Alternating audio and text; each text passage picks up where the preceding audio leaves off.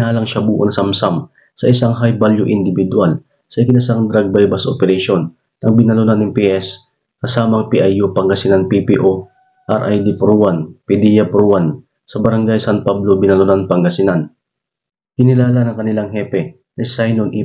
King officer in charge ng binalunan ng PS ang suspect na si alias Carding, 32, residente ng Barangay San Pablo, Binalunan, Pangasinan, isang high street value individual. Sa naturang operasyon, nasamsam mula sa suspect ang dalawang heat-sealed transparent plastic sachet na hinihinalang shabu na may timbang na 0.26 gram na may halagang 1,768, dalawang heat-sealed transparent plastic sachet na hinihinalang marijuana na may timbang na 13 grams na nagkakahalaga ng 1,560, 100 piso bill, 1 pesos powder dusted, 1,000 pesos bilang budol money. Maharap ang suspect sa paglabag sa Article 2, Section 5 and 11 ng RA 9165 o Comprehensive Dangerous Drugs Act of 2002.